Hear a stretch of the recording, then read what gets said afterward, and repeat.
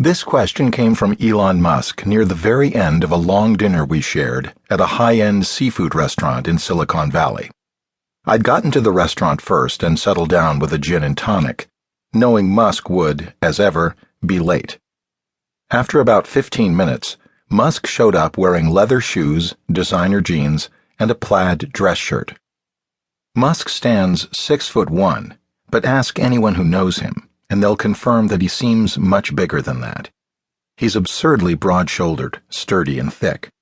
You'd figure he would use this frame to his advantage and perform an alpha male strut when entering a room. Instead, he tends to be almost sheepish. Its head tilted slightly down while walking, a quick handshake hello after reaching the table, and then butt in seat. From there, Musk needs a few minutes before he warms up and looks at ease. Musk asked me to dinner for a negotiation of sorts. 18 months earlier, I'd informed him of my plans to write a book about him, and he'd informed me of his plans not to cooperate. His rejection stung, but thrust me into dogged reporter mode. If I had to do this book without him, so be it. Plenty of people had left Musk's companies, Tesla Motors and SpaceX, and would talk, and I already knew a lot of his friends. The interviews followed one after another, month after month, and 200 or so people into the process, I heard from Musk once again.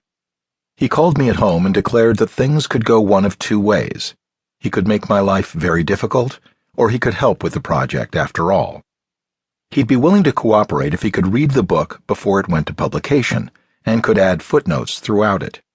He would not meddle with my text, but he wanted the chance to set the record straight in spots that he deemed factually inaccurate. I understood where this was coming from. Musk wanted a measure of control over his life story. He's also wired like a scientist and suffers mental anguish at the sight of a factual error. A mistake on a printed page would gnaw at his soul, forever.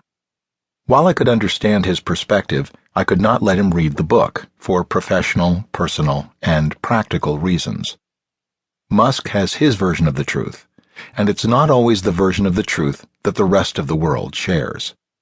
He's prone to verbose answers to even the simplest of questions as well, and the thought of 30-page footnotes seemed all too real. Still, we agreed to have dinner, chat all this out, and see where it left us. Our conversation began with a discussion of public relations people. Musk burns through PR staffers notoriously fast, and Tesla was in the process of hunting for a new communications chief. "Who is the best PR person in the world?" he asked in a very Muskian fashion. Then we talked about mutual acquaintances, Howard Hughes, and the Tesla factory. When the waiter stopped by to take our order, Musk asked for suggestions that would work with his low-carb diet. He settled on chunks of fried lobster soaked in black squid ink. The negotiation hadn't begun, and Musk was already dishing.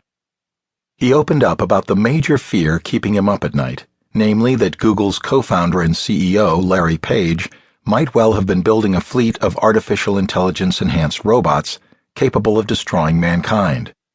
"I'm really worried about this," Musk said. It didn't make Musk feel any better that he and Page were very close friends, and that he felt Page was fundamentally a well-intentioned person and not Dr. Evil. In fact, that was sort of the problem. Page's nice guy nature left him assuming that the machines would forever do our bidding. "I'm not as optimistic," Musk said. "He could produce something evil by accident." As the food arrived, Musk consumed it. That is, he didn't eat it as much as he made it disappear rapidly with a few gargantuan bites. Desperate to keep Musk happy and chatting, I handed him a big chunk of steak from my plate. The plan worked. For all of 90 seconds. Meat. Hunk. Gone.